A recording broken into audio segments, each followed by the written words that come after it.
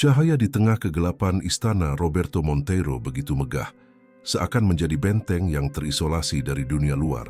Dari luar, pilar-pilar putih, taman-taman yang tertata sempurna, dan penjaga keamanan di gerbang memberikan kesan kekuasaan dan kekayaan yang tak terhingga.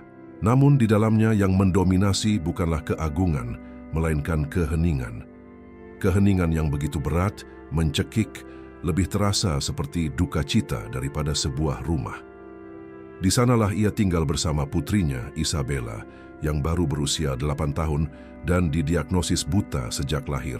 Roberto yang kehilangan istrinya saat melahirkan Isabella memikul beban rasa bersalah yang tak terlihat. Ia merasa telah gagal sebagai ayah dan suami yang harus kehilangan istrinya begitu cepat. Pengusaha perkasa yang memimpin rapat bernilai jutaan dolar itu berubah menjadi pria yang lelah dan rapuh di dalam rumahnya sendiri. Yang paling menyakitkan baginya adalah ekspresi Isabella, yang matanya selalu kosong, menatap kehampaan sambil memeluk boneka beruang usang yang sama. Rutinitas mereka berjalan mekanis.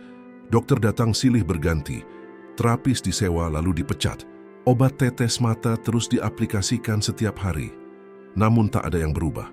Gadis itu nyaris tidak berbicara, jarang tersenyum, dan menghabiskan berjam-jam duduk di dekat jendela besar di ruang tamu, seolah mencari sesuatu di balik kegelapan yang membelenggunya. Di tengah situasi itulah Marina datang, seorang pekerja rumah tangga yang baru. Usianya 27 tahun, dengan masa lalu yang penuh kehilangan dan kesedihan yang tidak pernah ia ceritakan kepada siapapun. Tatapannya tenang, namun ada kekuatan sunyi dalam sikapnya. Berbeda dengan pekerja lain, ia tidak berusaha terlalu ramah, juga tidak menunjukkan rasa kasihan kepada gadis kecil itu. Ia hanya menyapa Isabella dengan hormat dan melanjutkan pekerjaannya. Pada hari pertama, Marina menyadari detail-detail kecil yang mungkin luput dari perhatian orang lain. Saat ia sedang membersihkan debu di perabot ruang tamu, ia melihat ketika tirai sedikit tersingkap, seberkas cahaya melintasi ruangan dan jatuh ke wajah Isabella. Gadis itu, yang semula tak bergerak, berkedip aneh. Kedipannya lebih lama, seolah bereaksi terhadap cahaya. Marina tertegun. Apakah itu hanya kebetulan, refleks tanpa sengaja, atau ada sesuatu di sana yang tidak pernah disadari orang lain? Ia tidak menceritakan apapun kepada Roberto. Ia tahu, seorang ayah yang putus asa bisa saja meraih harapan sekecil apapun, dan kemudian merasa kecewa lebih dalam. Tetapi malam itu, saat berbaring di kamar sederhana di belakang, Marina mencoret-coret selembar kertas. 3 kata yang terus terngiang di benaknya: cahaya, jendela, kedipan. Di sisi lain istana, Roberto memperhatikan putrinya yang terlelap. Keheningan masih berkuasa, tetapi ada sesuatu yang berbeda di udara. Nyaris tak terlihat, seolah celah kecil telah muncul di dinding-dinding tak kasat mata kehidupan yang terperangkap itu. Sang miliarder tidak tahu, tetapi di dalam rumah yang hampir terbangun itu, takdir mulai berubah. Keesokan paginya, Marina bangun lebih awal, bahkan sebelum pekerja lain mulai beraktivitas. Ia menyiapkan meja sarapan, merapikan kamar-kamar, dan diam-diam menuju ruang tamu tempat Isabella biasa berada. Gadis itu sudah di sana, seperti biasa, memeluk boneka beruangnya, duduk di dekat jendela besar. Matahari masuk dengan malu-malu, menciptakan garis emas di lantai marmer. Marina tidak berkata apa-apa, ia hanya menarik tirai sedikit lagi, membuka ruang agar cahaya bisa lebih leluasa masuk. Mata tajamnya tidak lepas dari Isabella, dan kemudian kedipan yang lebih lama itu terjadi lagi, diikuti dengan gerakan kepala yang samar, seolah gadis itu merasakan arah cahaya. Marina menahan napas. Ini bukan kebetulan. Bertekad untuk melangkah lebih jauh, ia kembali beberapa saat kemudian dengan beberapa lembar karton yang ia siapkan saat istirahat. Ia memotongnya menjadi bentuk-bentuk sederhana, lingkaran, persegi, dan segitiga. Semuanya berwarna hitam di atas latar belakang putih. Ia tahu tidak bisa memaksa, jadi ia hanya duduk di karpet beberapa langkah dari gadis itu dan meletakkan lingkaran di depannya. Tanpa mengucapkan sepatah kata pun, Isabella tidak langsung bereaksi. Keheningan berkuasa, hanya sesekali diselingi oleh suara burung yang jauh di taman. Marina menunggu tanpa bergerak, hingga sebuah detail yang nyaris tak terlihat terjadi. Mata gadis itu sedikit bergerak ke arah karton yang diterangi matahari. Bukan fokus yang sempurna, tetapi itu adalah sesuatu. Jantung Marina berdegup kencang. Beberapa saat kemudian di dapur, Roberto masuk untuk mengambil segelas air. Ia tampak linglung, lelah dengan panggilan telepon pekerjaan. Marina memanfaatkan momen itu dan bertanya dengan nada rendah, "Apakah Bapak selalu menggunakan obat tetes mata ini?" Roberto mengangguk menjelaskan bahwa botol-botol itu telah digunakan sejak Isabella lahir sesuai anjuran dokter.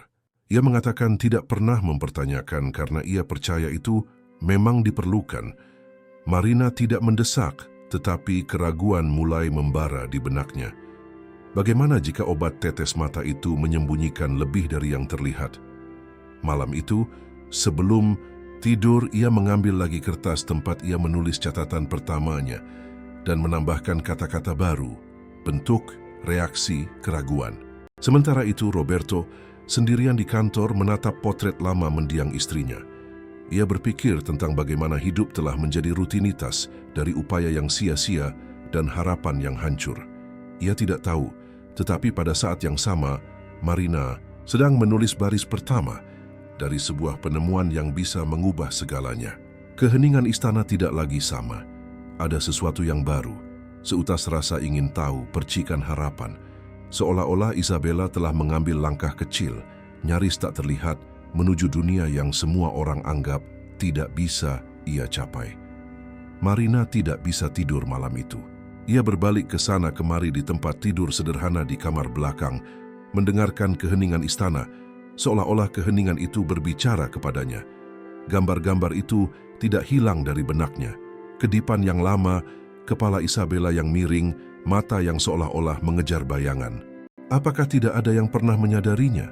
Apakah para dokter salah? Ia berpikir, ketakutan bahwa ia hanya berkhayal bertarung dengan kebutuhan untuk memastikan. Keesokan paginya, rutinitas berjalan normal. Roberto pergi pagi-pagi untuk rapat dan pekerja lain sibuk dengan tugas mereka. Marina memanfaatkan momen itu untuk mendekati Isabella dengan lebih berani. Ia membawa senter kecil yang ia simpan di dalam tasnya, tersembunyi di antara barang-barangnya. Ia duduk di depan gadis itu, menjaga suaranya tetap tenang. "Isabella, tidak apa-apa? Ibu hanya ingin mencoba sesuatu ya?" Gadis itu tidak menjawab. Ia tetap memeluk boneka beruangnya dengan ekspresi kosong yang sama seperti biasanya. Marina menarik napas dalam-dalam, menyalakan senter, dan mengarahkan seberkas cahaya dengan lembut melintas di depan wajah gadis itu. Selama beberapa detik, tidak terjadi apa-apa. Marina nyaris menyerah. Tapi kemudian, Isabella berkedip 2 kali cepat seolah terganggu. Jantung Marina berpacu. Marina mengulangi gerakan itu, sekarang lebih lambat, menciptakan garis cahaya yang melintasi udara. Dan itu terjadi lagi. Mata Isabella mengikuti jejak itu dengan gerakan yang sangat kecil, tetapi nyata. Pada saat itulah sesuatu yang tak terduga memecah keheningan. Dengan suara yang rapuh dan ragu-ragu, Isabella bergumam, "Aku pikir aku melihat cahaya." "Ibu!" Marina tertegun. Kata ibu menembus dadanya seperti pisau dan pelukan pada saat yang sama. Isabella tidak pernah memanggil siapapun seperti itu, tidak pernah menggunakan kata itu. Air mata nyaris jatuh, tetapi Marina menahannya. Ia menahan diri, karena ia tahu ini adalah momen paling penting dalam hidupnya dan hidup gadis itu. Sebelum ia bisa mengatakan apapun, pintu ruang tamu terbuka dengan keras. Roberto masuk dengan wajah kaku. Matanya langsung tertuju pada senter di tangan Marina. "Apa yang kau pikirkan sedang kau lakukan pada putriku?" teriaknya dengan suara yang penuh kemarahan dan ketakutan. Marina mencoba menjelaskan, tetapi tidak perlu. Isabella untuk pertama kalinya dalam bertahun-tahun bangkit dari tempatnya dan berlari, bukan ke arah ayahnya, tetapi ke arah Marina. Ia memeluk pinggang Marina dengan seluruh kekuatan lengan kecilnya. Sambil gemetar, ia mengulangi dengan suara rendah, "Aku melihat cahaya." Roberto membeku. Selama bertahun-tahun ia percaya putrinya tidak akan pernah bereaksi. Sekarang, di depan matanya sendiri, gadis itu berbicara, bergerak, mencari seseorang. Landasan hidupnya mulai retak. Dampak dari apa yang terjadi di ruangan itu bergema di seluruh istana sepanjang sisa hari. Roberto yang selalu tegas dan mengendalikan tampak bingung. Ia mondar-mandir, menggumamkan kata-kata yang tidak jelas, seolah mencoba meyakinkan dirinya sendiri bahwa ia tidak gila. Ia berbicara, ia berlari, ia mengulangi. Sementara itu, Marina tetap diam, menghormati kekacauan yang terjadi pada sang ayah. Tetapi di dalam hatinya ia merasakan sebuah api. Ada terlalu banyak bukti bahwa Isabella tidak sepenuhnya buta. Malam itu, setelah keheningan yang panjang, Roberto memanggil Marina ke kantor. Suaranya tidak lagi sekasar sebelumnya. "Mulai sekarang, hentikan tetesan itu," katanya dengan tegas. "Aku ingin melihat apa yang terjadi tanpanya." Marina mengangguk, tidak membantah, tidak berterima kasih, hanya menyimpan keputusan itu sebagai kata sandi untuk langkah selanjutnya. Jauh di lubuk hatinya, ia sudah curiga ada yang salah dengan botol-botol itu. Keesokan harinya, saat merapikan lemari di kamar mandi, Marina menemukan sebuah kotak kayu tua, tersimpan di belakang handuk yang jarang digunakan. Di dalamnya, ada beberapa botol obat tetes mata, dengan label yang menguning dimakan waktu dan instruksi yang hampir pudar. Ada puluhan botol, bertanggal tahun-tahun sebelumnya. Nama dokter yang tertera di setiap. Resep selalu sama, Dr. Salazar. Ia tidak mengenali istilah teknis pada kemasan, tetapi ia tahu itu bukan tetesan biasa. Ia menuliskan nama-nama itu di selembar kertas dengan niat untuk menelitinya nanti. Itu bisa saja hanya perawatan, tetapi juga bisa menjadi kunci dari sebuah kesalahan atau sesuatu yang lebih serius. Beberapa saat kemudian, Marina melakukan tes baru yang diam-diam dengan Isabella. Ia membuka tirai lebih awal, membiarkan cahaya matahari membanjiri koridor, meletakkan benda sederhana di lantai. Setiap kali gadis itu bereaksi sedikit, menggerakkan kepala, mengulurkan tangan, mengerutkan dahi, gerakan-gerakan kecil yang bagi seseorang yang percaya pada diagnosis mutlak adalah keajaiban. Roberto mengamati dari kejauhan, terkejut. Pria yang telah menghabiskan bertahun-tahun hidup di bawah bayang-bayang rasa bersalah, kini melihat di depan matanya sendiri tanda-tanda bahwa putrinya mungkin telah tertipu. "Bagaimana aku tidak menyadari semua ini?" Ia bertanya pada dirinya sendiri, merasa hancur. Malam itu sendirian ia mengunci diri di kantor dengan botol-botol itu di tangannya. Ia menatap botol-botol itu selama berjam-jam seolah-olah mereka adalah pelaku kejahatan yang diam. Jauh di lubuk hatinya, ia takut mengakui bahwa ia terlalu percaya pada dokter tanpa pernah mempertanyakan. Beban kelalaian itu menggerogotinya. Sementara itu Marina di kamar belakang mencatat dengan hati-hati setiap reaksi gadis itu di sebuah buku catatan. Itu bukan hanya rasa ingin tahu, itu adalah janji diam-diam bahwa apapun biayanya, ia akan menemukan kebenaran. Dan dengan setiap halaman yang ditulis, istana yang sebelumnya tercekik oleh keheningan mulai menunjukkan tanda-tanda kehidupan. Tetapi bersama dengan harapan itu, juga muncul risiko. Jika ada rahasia yang tersembunyi di sana, seseorang di suatu tempat mungkin ingin merahasiakannya. Keesokan paginya, Marina memanfaatkan momen ketika Roberto terkunci di kantor untuk menggunakan ponselnya secara diam-diam. Duduk di kamarnya yang sederhana, ia mengetik nama-nama senyawa yang ia salin dari botol obat tetes mata di mesin pencari. Jantungnya berdebar kencang, seolah-olah ia sedang melakukan kejahatan hanya karena mencari informasi. Dengan setiap hasil yang muncul, kegelisahan meningkat. Apa yang ia temukan bukanlah obat sederhana untuk melumasi mata atau meredakan alergi, seperti yang ia bayangkan. Itu adalah zat yang digunakan untuk mengurangi tekanan mata. Biasanya diterapkan dalam kasus-kasus tertentu dan parah. Tapi ada lagi, di forum medis, beberapa orang melaporkan bahwa dalam dosis tinggi dan penggunaan jangka panjang, obat ini dapat memengaruhi respons pupil terhadap cahaya. Dengan kata lain, mereka dapat mensimulasikan atau memperburuk gejala kebutaan. Marina membiarkan ponselnya jatuh ke tempat tidur sejenak, menarik napas dalam-dalam. Pikirannya dipenuhi pertanyaan. Apakah Isabella benar-benar buta sejak lahir? Apakah selama bertahun-tahun obat tetes mata itu membuatnya tetap terperangkap dalam kegelapan yang bukan miliknya? Sore harinya, Saat merapikan kamar Isabella, Marina melakukan tes baru. Ia membiarkan jendela terbuka, membiarkan cahaya pagi membanjiri ruangan. Kemudian ia meletakkan 3 mainan di karpet. Bola berwarna-warni, mobil-mobilan merah, dan bebek plastik kuning. Tanpa memberikan instruksi, ia hanya mengamati. Isabella ragu sejenak, tetapi kemudian mengulurkan tangan kecilnya ke arah bola, seolah ia menyadari keberadaannya. Gerakan itu kecil, tetapi cukup membuat Marina merinding dari ujung kaki hingga ujung kepala. Roberto masuk pada saat itu. Matanya yang lelah terbelalak saat melihat pemandangan itu. Ia berdiri diam, tanpa kata-kata, menyaksikan putrinya menyentuh bola dengan senyum malu-malu. Senyum yang sudah tidak ia lihat selama bertahun-tahun. Apakah ia memilihnya? Tanyanya dengan suara gemetar. Marina hanya mengangguk. Ia bereaksi. Malam itu Roberto tidak bisa makan malam.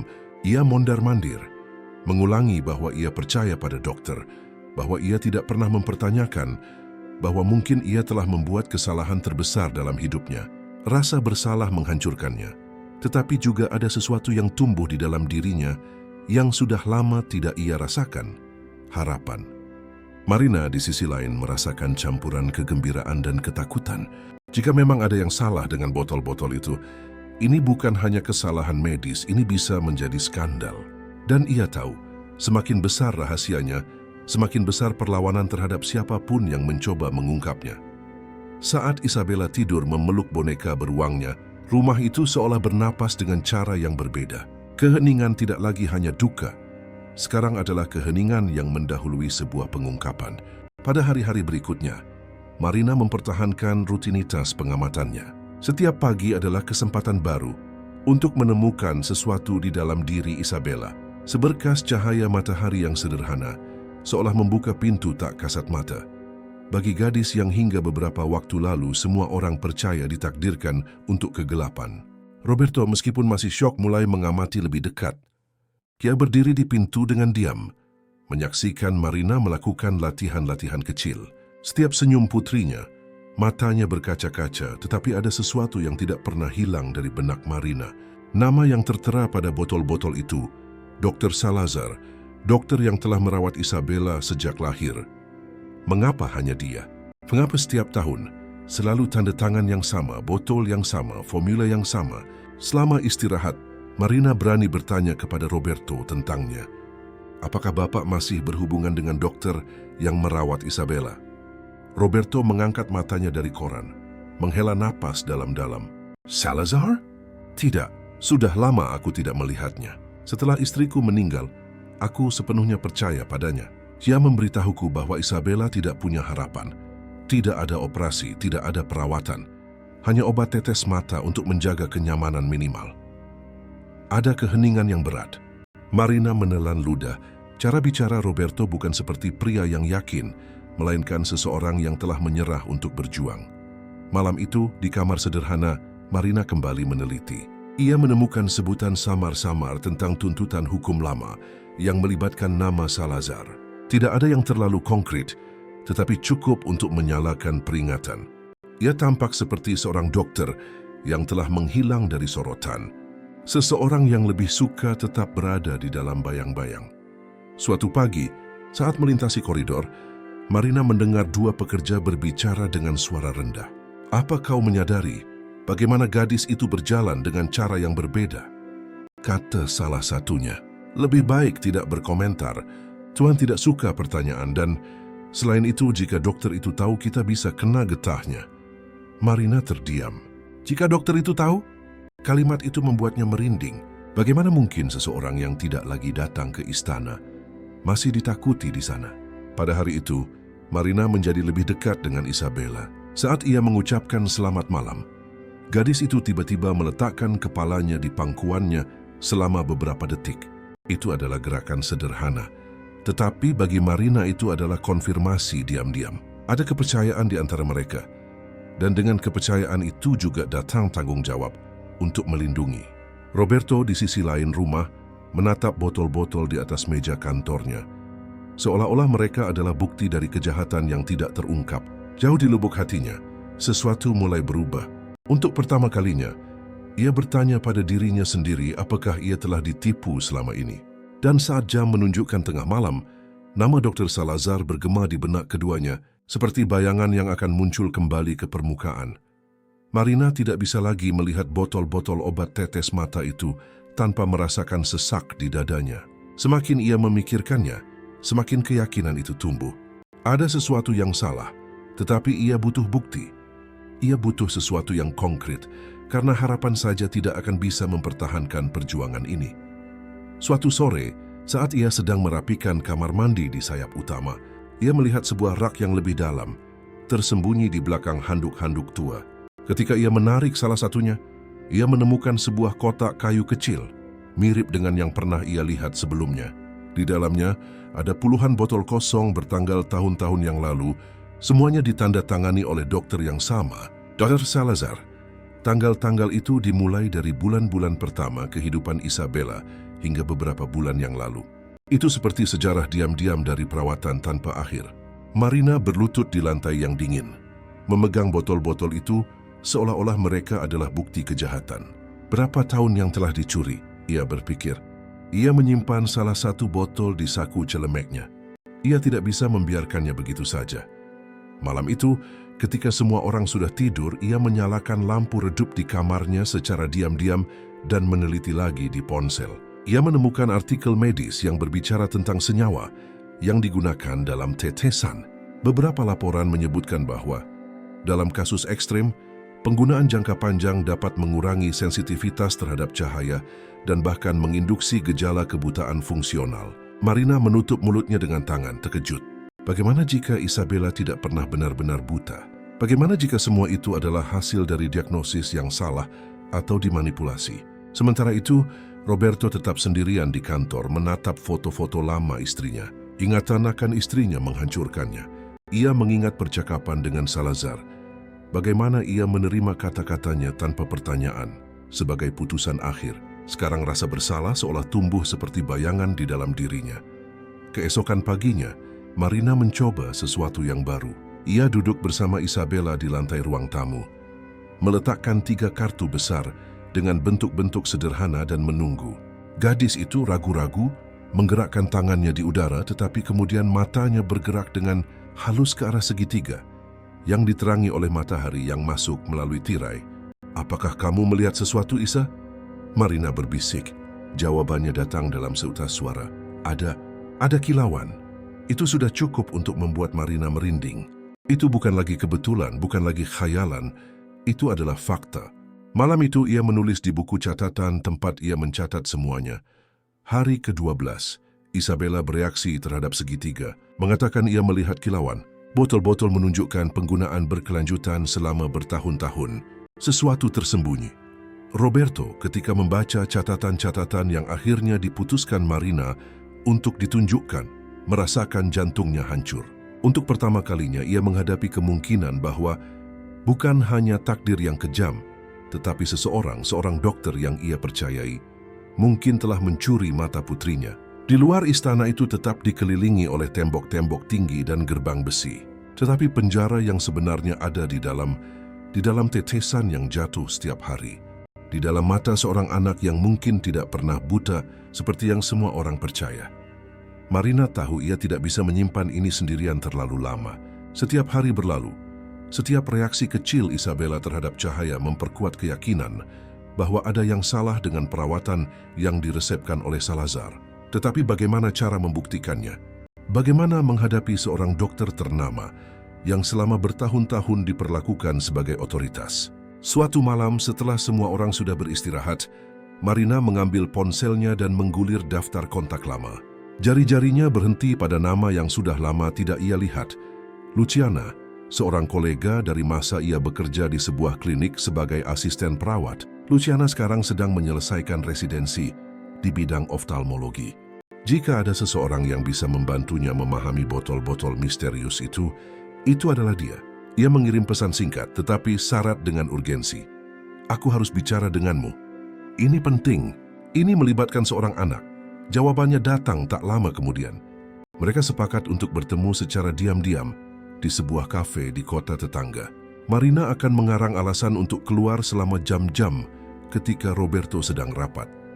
Pada pagi yang ditentukan, Marina menyembunyikan salah satu botol di saku tasnya. Jantungnya berdebar kencang saat ia melintasi gerbang istana, memberitahu penjaga bahwa ia harus menyelesaikan beberapa pembelian untuk keperluan kebersihan. Mobil supir mengantarkannya ke pusat kota, tetapi dari sana ia melanjutkan sendiri ke tempat yang telah disepakati. Luciana menyambutnya dengan pelukan terkejut. "Sudah bertahun-tahun," katanya sambil tersenyum, "tetapi pesanmu terdengar putus asa. Ada apa?" Marina mengeluarkan botol itu dari sakunya dan meletakkannya di atas meja. "Aku ingin kau memberitahuku apa yang sebenarnya ada di dalamnya. Ini serius loh. Ini tentang putri majikanku." Luciana mengangkat alisnya, memutar botol itu di antara jari-jarinya, membaca tulisan yang hampir pudar dan mengerutkan dahinya. "Obat ini dalam dosis kecil bisa diresepkan untuk tekanan mata, tetapi di sini..." Ia berhenti sejenak melihat lagi. Dosisnya jauh di atas normal dan digunakan dalam jangka waktu yang lama. Ini bisa menghambat respons terhadap cahaya. Marina menelan ludah. Jadi ia mungkin tidak sepenuhnya buta. Luciana menarik napas dalam-dalam. Jika ia lahir dengan keterbatasan, tetesan ini mungkin telah memperburuk segalanya. Tidak bisa dipastikan tanpa pemeriksaan, tetapi ada yang tidak beres di sini. Kata-kata itu seperti palu di benak Marina. Tiba-tiba, intuisinya tidak lagi hanya kecurigaan, ada dasar yang kuat. Kembali ke istana, berjalan melewati gerbang yang berat, Marina merasakan beratnya sebuah rahasia yang mulai menjadi berbahaya. Roberto masih tidak tahu tentang kepergiannya atau tentang botol yang telah dianalisis. Dan di suatu tempat, nama Salazar terus menjadi bayangan. Saat Isabella tidur memeluk boneka beruangnya malam itu, Marina menyadari bahwa sekarang ada pilihan yang tak terhindarkan. Apakah ia akan mengungkapkan segalanya kepada Roberto dan menghadapi konsekuensinya, atau melanjutkan penyelidikan sendirian, mengambil risiko ketahuan? Roberto menghabiskan hari itu dengan gelisah, mondar-mandir, meninjau kontrak, menjawab panggilan telepon, tetapi pikirannya tetap terperangkap pada bayangan putrinya, tersenyum saat menyentuh bola berwarna-warni. Itu menyiksanya dan pada saat yang sama menghidupkan kembali harapan yang telah ia kubur bertahun-tahun yang lalu. Ketika Marina masuk ke kantornya malam itu, ia langsung menyadari bahwa Marina menyembunyikan sesuatu. "Aku harus bicara dengan Bapak," katanya dengan tegas. "Tapi aku minta Bapak mendengarkanku sampai akhir." Roberto meletakkan lengan beratnya di atas meja. Matanya lelah tetapi penuh perhatian. Marina mengeluarkan botol obat tetes mata dari tasnya dan meletakkannya di depannya. Pengusaha itu menatap botol itu, seolah-olah itu adalah kenangan terkutuk. "Aku membawa botol ini kepada seorang teman, seorang dokter dalam pelatihan. Ia menganalisisnya dan mengatakan bahwa dosisnya sangat tinggi. Cukup tinggi untuk memengaruhi respons terhadap cahaya." Marina menarik napas dalam-dalam. "Apakah Bapak mengerti apa artinya ini?" Roberto tetap diam, tetapi rahangnya yang mengencang mengkhianati kemarahan yang tumbuh di dalam dirinya. "Kau mengatakan bahwa putriku bisa melihat?" Tanyanya dengan suara yang hampir patah. "Mungkin tidak sempurna, tetapi ya, aku tidak bisa memastikannya tanpa pemeriksaan. Tetapi ada yang sangat salah selama bertahun-tahun ini." Marina merendahkan suaranya. Nama yang ada di setiap botol selalu sama, Dr. Salazar. Nama itu jatuh ke dalam ruangan seperti bom. Roberto bangkit dengan tiba-tiba, menjatuhkan kursinya. Ia berjalan ke jendela sambil bernapas berat, tangan terkepal. "Aku percaya padanya," gumamnya. "Aku percaya padanya seperti ia adalah keluarga. Ia mengatakan kepadaku bahwa tidak ada harapan, bahwa Isabella tidak akan pernah melihat apapun, dan aku menerimanya." Marina mendekat perlahan. "Bapak tidak tahu. Bapak melakukan apa yang akan dilakukan oleh setiap ayah yang putus asa. Tetapi sekarang kenyataan ada di depan kita. Belum terlambat." Roberto berbalik, matanya berkaca-kaca untuk pertama kalinya dalam bertahun-tahun. "Jika ini benar, ia telah mencuri bertahun-tahun dari kehidupan putriku. Bertahun-tahun yang tidak akan pernah kembali." Keheningan yang mengikuti hanya terpotong oleh napas beratnya. Akhirnya Roberto mengusap rambutnya. "Putus asa. Kita butuh bukti, Marina. Tidak hanya kecurigaan. Aku ingin kebenaran, berapapun biayanya." Ia mengangguk, merasakan beratnya tanggung jawab itu membebani pundaknya. Untuk pertama kalinya ia tidak sendirian. Sekarang seorang ayah miliarder hancur, tetapi bersedia menghadapi segalanya. Di kamar, Isabella tidur nyenyak, tanpa membayangkan bahwa pada saat yang sama, perang diam-diam sedang diumumkan terhadap pria yang telah menghukumnya ke dalam kegelapan sejak lahir. Setelah malam itu, Roberto tidak lagi sama. Beban penemuan itu seolah telah merenggut armornya sebagai pengusaha yang dingin dan penuh perhitungan. Pada hari-hari berikutnya, ia menghabiskan berjam-jam menggeledah arsip-arsip lama, folder-folder yang terlupakan di laci-laci yang terkunci, laporan-laporan dari kunjungan Isabella ke dokter. Marina membantunya sebisa mungkin, mengatur dokumen, memisahkan hasil pemeriksaan, mencatat tanggal-tanggal. Setiap dokumen selalu membawa nama yang sama, terulang seperti sebuah hukuman. Dr. Salazar. Di suatu pagi yang sunyi, Roberto mengetik nama dokter itu di mesin pencari. Apa yang ia temukan membuatnya semakin gelisah. Ada sebutan-sebutan samar di forum-forum lama, rumor tentang kesalahan diagnosis, cerita-cerita tentang keluarga yang tidak pernah mendapatkan jawaban. Tidak ada artikel resmi, tidak ada yang konkret, hanya jejak-jejak yang terhapus. Seolah-olah seseorang telah berusaha keras untuk menyembunyikan masa lalu pria itu. Ini bukan kebetulan, kata Roberto menunjukkan layar komputer kepada Marina. Ia menghilang. Tidak ada yang tahu di mana ia berada. Tidak ada yang berbicara tentangnya secara langsung. Marina menarik napas dalam-dalam. Orang-orang seperti itu tidak menghilang tanpa alasan. Ketika terlalu banyak keheningan, itu karena ada sesuatu yang besar di baliknya. Keesokan harinya, Marina sendiri yang memutuskan untuk menyelidiki secara diam-diam. Ia menelepon Luciana, teman dokternya, dan memintanya untuk menanyai kolega di bidangnya.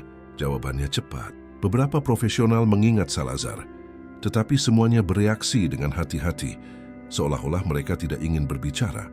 Salah satunya bahkan mengatakan dengan suara rendah bahwa ada rumor tentang eksperimen tidak sah di masa lalu. Sementara itu, di istana, Isabella menunjukkan reaksi-reaksi kecil yang semakin jelas terhadap cahaya. Ia berhenti di depan jendela, memalingkan wajahnya ketika Marina menyalakan lampu, bahkan tersenyum saat melihat pantulan di lantai marmer.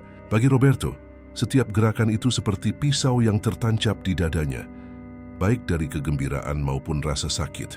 Kegembiraan karena menyadari bahwa putrinya memang bisa bangun ke dunia baru, rasa sakit karena ia percaya selama bertahun-tahun bahwa tidak ada alternatif lain. Malam itu, ia mengunci diri di kantor, tenggelam dalam ingatan. Ia mengingat istrinya, yang sangat percaya pada Salazar. Ia merasa mengkhianati ingatan istrinya, seolah-olah mengakui penipuan itu juga berarti mengakui bahwa ia telah membiarkan semuanya lolos. Marina di sisi lain merasakan tekad yang semakin besar. Ia tidak lagi hanya seorang pekerja, ia adalah satu-satunya yang benar-benar melihat Isabella sebagai seseorang di luar diagnosis. Dalam diam, ia berjanji pada dirinya sendiri bahwa ia tidak akan beristirahat sampai ia mengungkap seluruh kebenaran. Dan demikianlah, keduanya mulai menyatukan kekuatan. Roberto menggunakan kontak-kontaknya secara diam-diam, meminta informasi kepada kolega yang ia percayai. Marina terus mencatat setiap reaksi Isabella di buku catatannya, seperti buku harian penemuan. Keduanya tahu bahwa mereka hanya menggores permukaan dari sesuatu yang jauh lebih besar. Jauh di lubuk hati, ada kepastian yang menyatukan mereka. Jika Salazar telah menyembunyikan sesuatu tentang Isabella, kemungkinan besar ia bukan satu-satunya anak yang terlibat. Penyelidikan tidak lagi hanya terjadi di dalam dinding istana. Roberto, meskipun lelah, menggunakan koneksi-koneksinya secara diam-diam. Ia menelepon kolega bisnis lama yang memiliki kontak dengan rumah sakit swasta. Ia bertanya dengan cara yang tidak langsung. Ia mencari sebutan apapun tentang nama Salazar. Sebagian besar mengatakan mereka tidak tahu.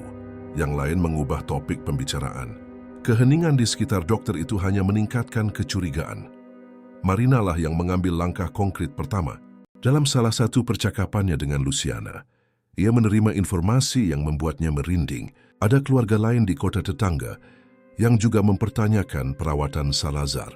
Putra mereka, seorang anak laki-laki berusia 8 tahun, menunjukkan gejala aneh setelah bertahun-tahun menggunakan obat tetes mata yang sama.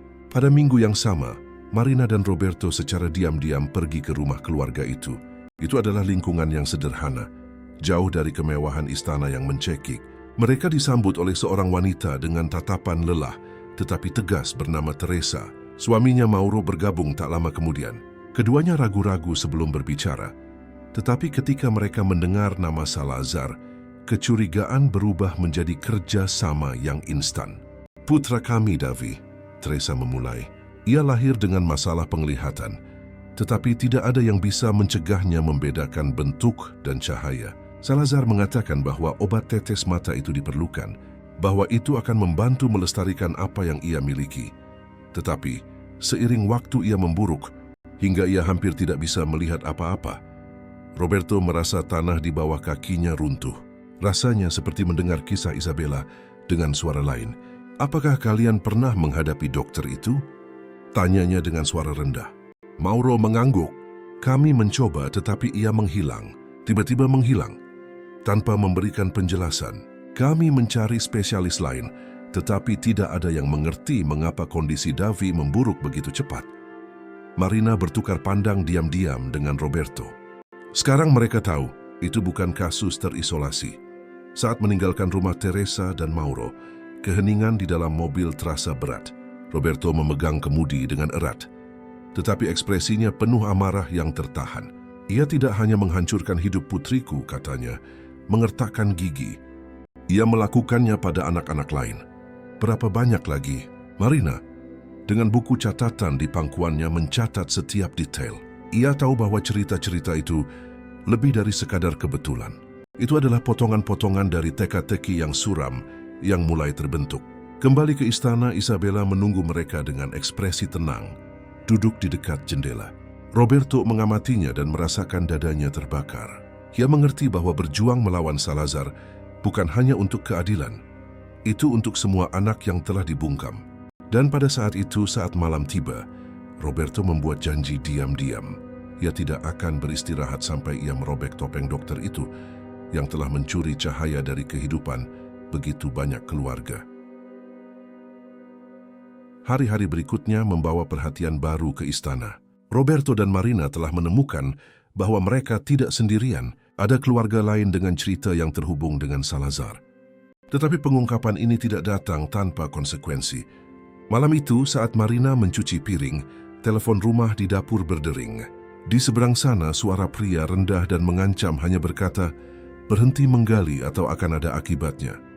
Panggilan itu putus sebelum ia bisa menjawab. Marina terdiam, jantungnya berdebar, merasakan keringat dingin mengalir di tengkuknya. Beberapa jam kemudian, Roberto menerima email anonim. Subjeknya hanya bertuliskan, "Lindungi putrimu." Di dalam pesan itu ada foto lama Isabella di jendela istana, seolah-olah seseorang telah mengamatinya dari luar. Roberto menutup komputer dengan keras. Napasnya terengah-engah. "Mereka mengawasi kita," katanya kepada Marina, suaranya penuh amarah. Marina mencoba tetap tenang. "Itu berarti kita sudah dekat dengan kebenaran. Tidak ada yang mengancam jika tidak ada yang disembunyikan." Meskipun demikian, ketakutan menyebar di koridor-koridor rumah. Para pekerja mulai berbisik, berkomentar bahwa ada orang-orang aneh yang berkeliaran di sekitar gerbang pada malam hari. Salah satu penjaga bersumpah telah melihat mobil hitam terparkir selama berjam-jam di jalan yang sepi di depan properti. Roberto segera meningkatkan keamanan, tetapi itu tidak meredakan perasaan mencekik bahwa mereka sedang diburu. Sementara itu, Isabella tidak menyadari semua ketegangan ini, terus menunjukkan kemajuan-kemajuan kecil. Sekarang ia sudah bisa membedakan warna kuning dari biru di kartu-kartu berwarna yang digunakan Marina dalam latihan. Senyumnya ketika ia berhasil menebak adalah cahaya di tengah kegelapan ancaman itu. Tetapi setiap kemajuannya hanya memperkuat bobot konspirasi. Jika gadis itu bereaksi, itu berarti seseorang memang telah membatasi penglihatannya selama bertahun-tahun, dan kebenaran itu terlalu berbahaya untuk tetap tersembunyi. Malam itu, Roberto mengunci diri di kantor. Kemarahan yang terpancar di wajahnya tidak meninggalkan keraguan. Mereka pikir mereka bisa mengintimidasiku. Ia memukul meja membuat kertas-kertas beterbangan, tapi mereka tidak akan membungkam putriku lagi. Marina mendekat dan meletakkan tangannya di bahunya. "Kita harus berhati-hati.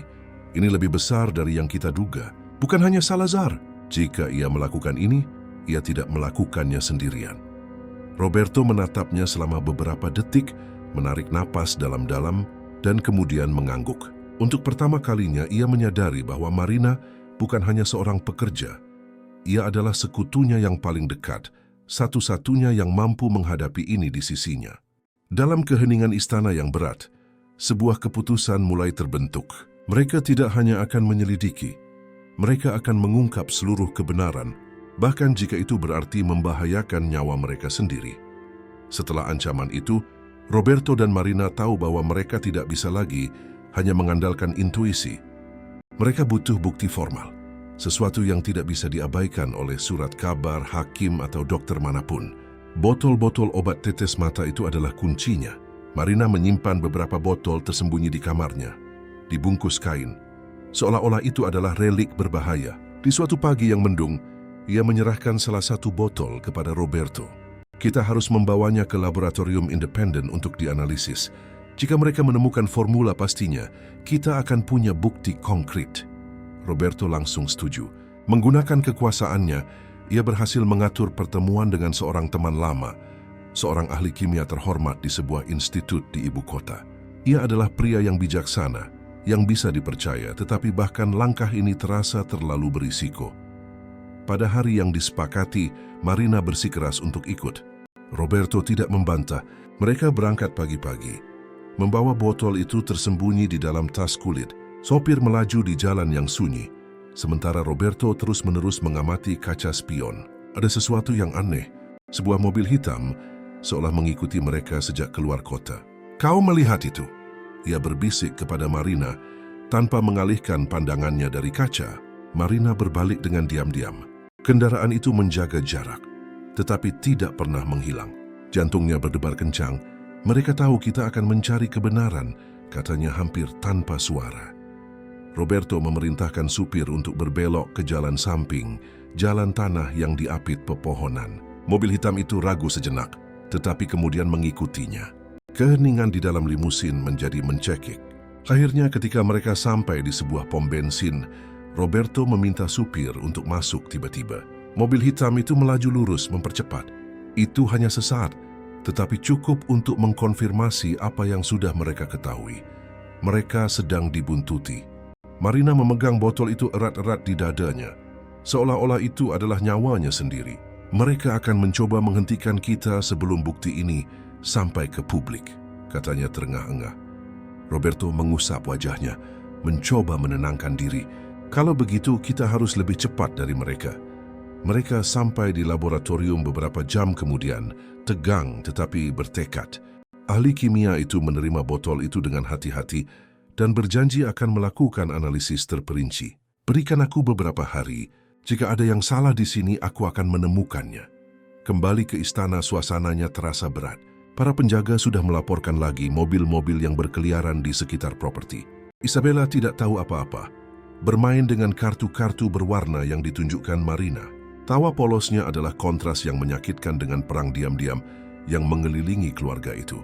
Malam itu, saat angin bertiup kencang di jendela, Roberto dan Marina merasakan hal yang sama. Waktu tidak berpihak pada mereka. Jika mereka tidak bertindak cepat, bukan hanya kebenaran tetapi juga nyawa mereka sendiri bisa saja terhapus. 3 hari setelah menyerahkan botol itu, telepon di kantor Roberto berdering. Di seberang sana, suara serius teman ahli kimianya tidak meninggalkan ruang untuk keraguan. "Aku butuh kalian datang ke sini. Ada sesuatu yang harus kalian lihat dengan mata kepala sendiri." Roberto menutup telepon tanpa berkata apa-apa. Ia hanya menatap Marina yang sedang mengatur kertas di atas meja. "Hari ini," gumamnya, "kita akan mengetahui apa yang sebenarnya ada di dalam botol-botol itu."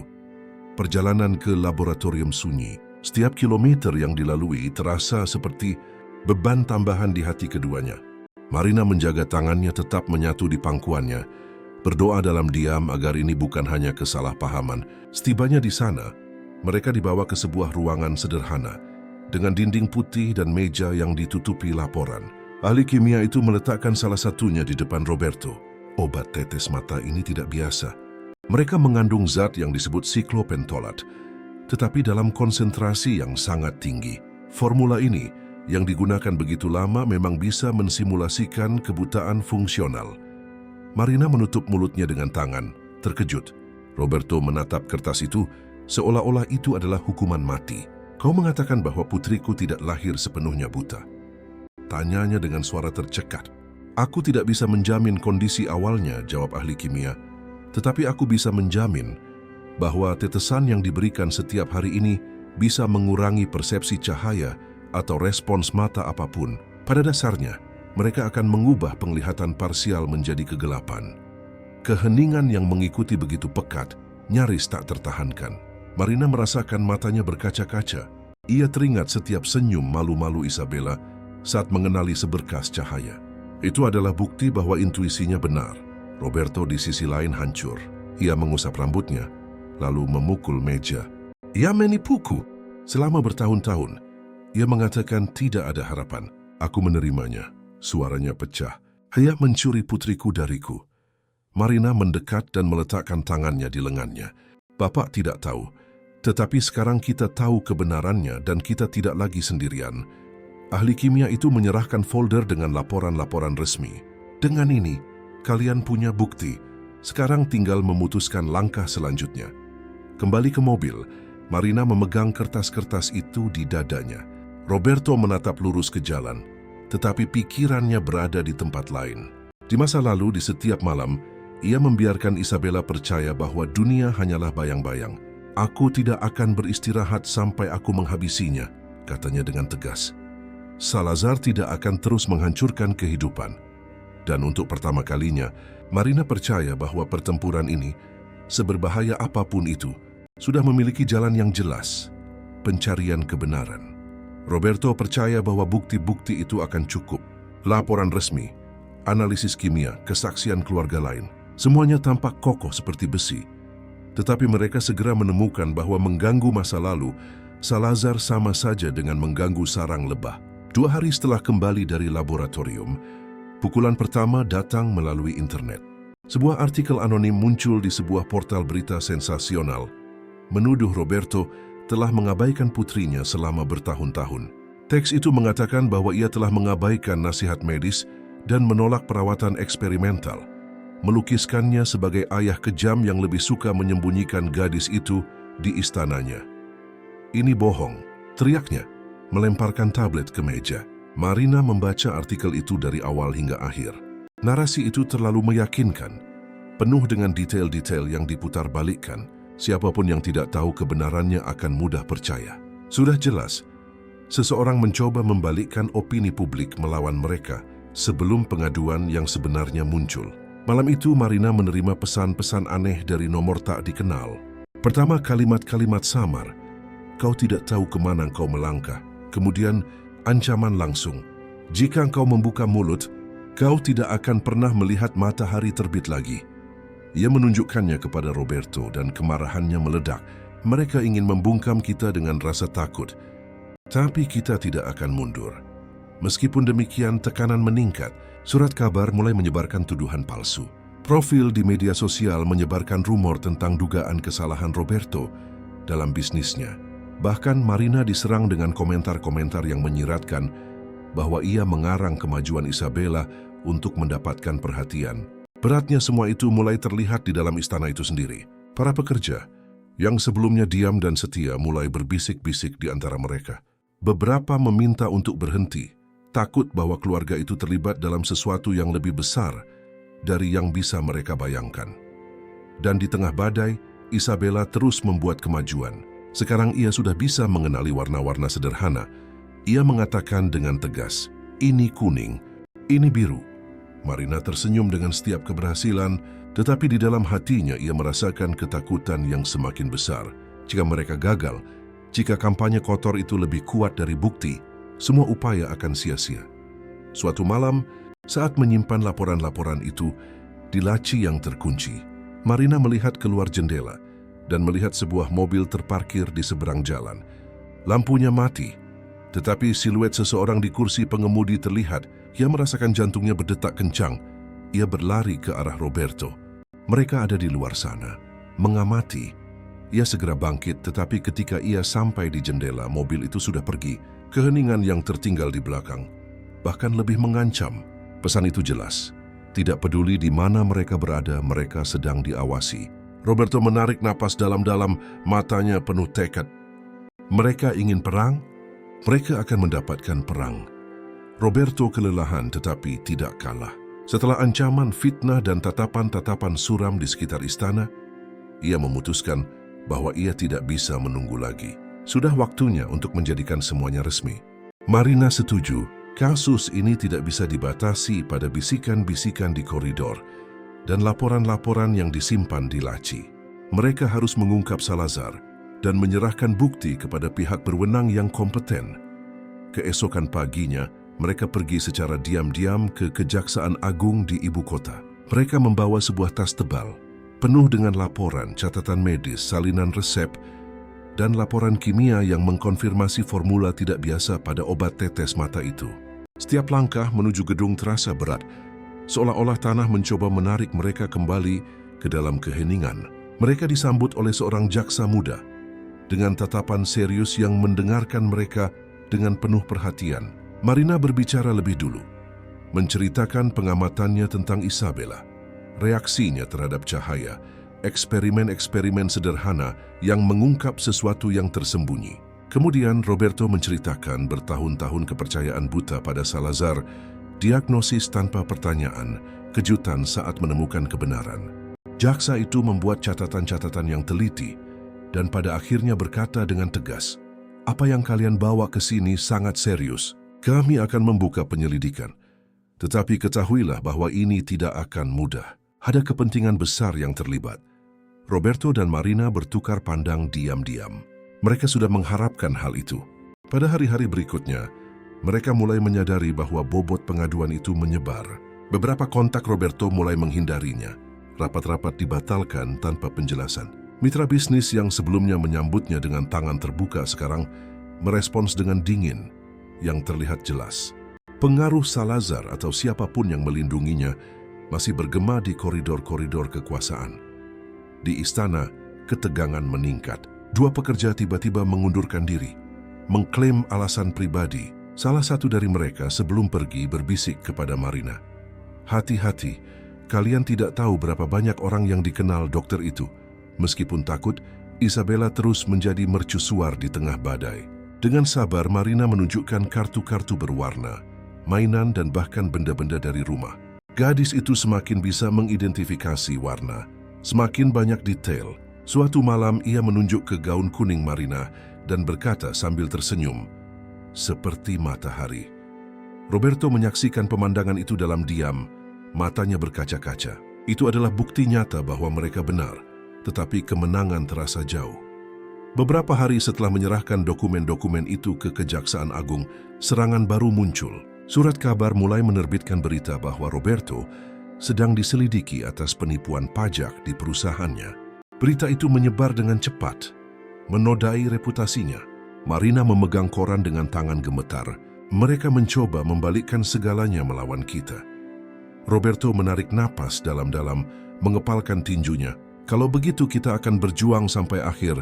Jika mereka ingin menghancurkan citraku, biarkan mereka mencoba, tetapi aku tidak akan berhenti sampai Isabella mendapatkan keadilan." Pengaduan di Kejaksaan Agung seolah menjadi percikan api di tengah kegelapan. Awalnya Roberto dan Marina takut bahwa semuanya akan diredam, disimpan di laci oleh kekuatan yang lebih besar. Tetapi beberapa hari kemudian, sesuatu yang tak terduga terjadi. Mereka mulai menerima panggilan telepon dari orang-orang yang tidak dikenal, keluarga-keluarga yang juga menjadi pasien Salazar. Panggilan pertama datang dari seorang ibu bernama Renata. Suaranya bergetar di telepon. "Putraku menggunakan obat tetes mata Salazar selama 4 tahun. Dia mengatakan itu akan membantu memperkuat mata. Tetapi anakku hanya memburuk hingga ia hampir tidak bisa melihat apa-apa. Aku tidak pernah mengerti alasannya. Ketika aku melihat laporan tentang kalian, aku tahu aku tidak sendirian." Marina mencatat setiap detail, merasakan jantungnya berdebar kencang. Itu bukan hanya Isabella, bukan hanya Davi, putra Teresa dan Mauro. Ada lebih banyak lagi. Dalam beberapa hari, keluarga-keluarga lain muncul, orang tua dari kota-kota yang berbeda, masing-masing dengan cerita yang mirip, diagnosis yang membingungkan, resep yang berulang, obat tetes mata misterius. Pola itu jelas. Dan setiap kesaksian baru memperkuat keyakinan bahwa Salazar telah melakukan lebih dari sekadar kesalahan terisolasi. Itu adalah jaringan pengabaian, bahkan mungkin korupsi.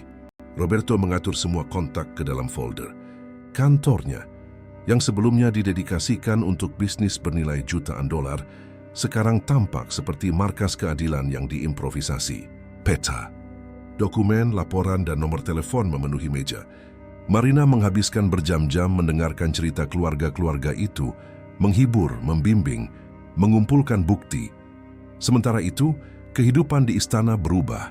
Koridor-koridor yang sebelumnya sunyi mulai bergema dengan suara, kunjungan, pertemuan-pertemuan rahasia. Orang-orang yang sebelumnya diam sekarang menemukan keberanian untuk berbicara. Ada suasana ketakutan tetapi juga persatuan. Isabella, tanpa memahami semua keseriusan itu, mengamati dengan rasa ingin tahu gerakan di sekitarnya. Dengan caranya sendiri, ia menyadari bahwa ada sesuatu yang terjadi. Di suatu sore, saat melihat Marina dan Roberto berbicara dengan keluarga yang menangis di ruang tamu, ia mendekat dan berkata dengan suara pelan, "Apakah mereka juga punya rahasia sedih?" Marina berlutut memegang tangannya. "Ya, tetapi sekarang mereka tidak lagi sendirian." Kata-kata itu bergema dalam karena memang itulah yang terjadi. Keheningan sedang dipecah, tetapi dengan setiap suara baru yang bangkit, juga datang ancaman baru. Salah satu orang tua melaporkan, telah menerima surat anonim di rumah, memperingatkan untuk diam jika ia mencintai putranya. Yang lain mengatakan ia dibuntuti ke tempat kerja. Ketakutan itu nyata. Meskipun demikian, Roberto menyadari sesuatu yang berbeda di udara. Untuk pertama kalinya dalam bertahun-tahun, ia tidak memikul beban itu sendirian. Sekarang ada paduan suara keluarga yang bersatu, dan sebuah paduan suara jauh lebih sulit untuk dibungkam daripada suara yang terisolasi.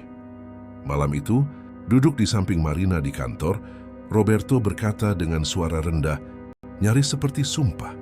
"Salazar mungkin telah mencuri bertahun-tahun dari putriku, tetapi sekarang apa yang ia bangun dari kebohongan akan runtuh." Hari itu dimulai dengan aneh, terasa berat, seolah-olah bahkan langit pun tahu bahwa sesuatu akan terjadi. Marina sedang menyiapkan kopi ketika ia mendengar suara ponsel bergetar tanpa henti di atas meja.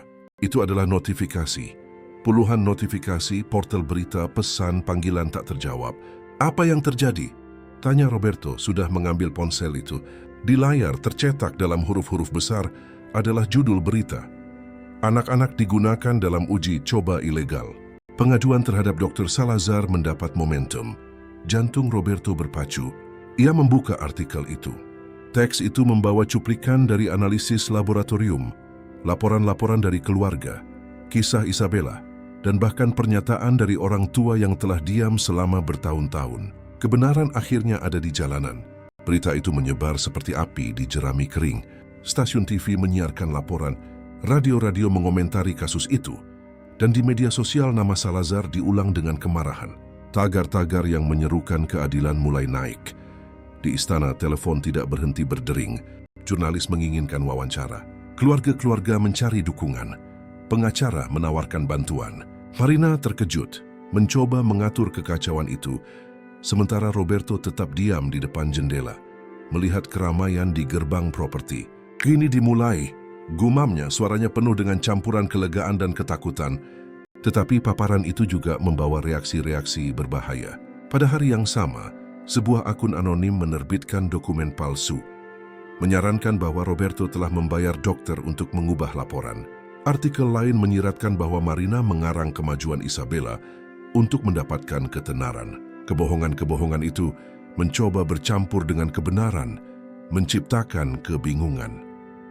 "Mereka tidak akan berhenti," kata Marina, memegang lembaran yang dicetak dengan tuduhan palsu.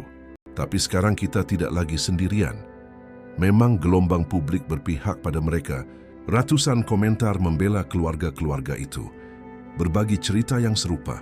Video-video yang menyentuh hati beredar dengan kesaksian dari orang tua, menunjukkan anak-anak mereka. Beberapa masih dengan konsekuensi yang tidak dapat diubah. Masyarakat mulai menuntut jawaban. Sementara itu, Isabella tidak menyadari dimensi pertempuran itu, mengambil langkah-langkah raksasa. Sore itu, memegang pensil kuning, ia berhasil menulis namanya untuk pertama kalinya dalam huruf-huruf yang tidak beraturan, Isabella. Marina menangis saat melihat kertas itu, memeluk gadis itu dengan erat. Roberto di sampingnya tidak bisa menahan air matanya. Seolah-olah kemenangan kecil itu adalah konfirmasi dari semua yang mereka perjuangkan untuk dibuktikan. Pada malam yang sama, tim TV berhasil mendapatkan gambar eksklusif istana. Mereka merekam dari jauh menangkap sosok Roberto berjalan di taman di samping putrinya dan Marina. Adegan itu dengan cepat menjadi viral, menggambarkan tidak hanya pengaduan dan skandal, tetapi juga harapan dan pemulihan. Roberto tahu bahwa perang masih jauh dari selesai, tetapi ketika ia melihat Isabella tersenyum sambil menunjuk ke bulan dan berkata, "Itu putih," ia merasa bahwa untuk pertama kalinya ia memiliki kesempatan nyata untuk menang. Beberapa bulan setelah berita utama pertama, ruang sidang penuh sesak. Keluarga, jurnalis, pengacara, dan orang-orang yang ingin tahu berdesakan di kursi. Nama Salazar yang sebelumnya dihormati, sekarang identik dengan penipuan dan kekejaman.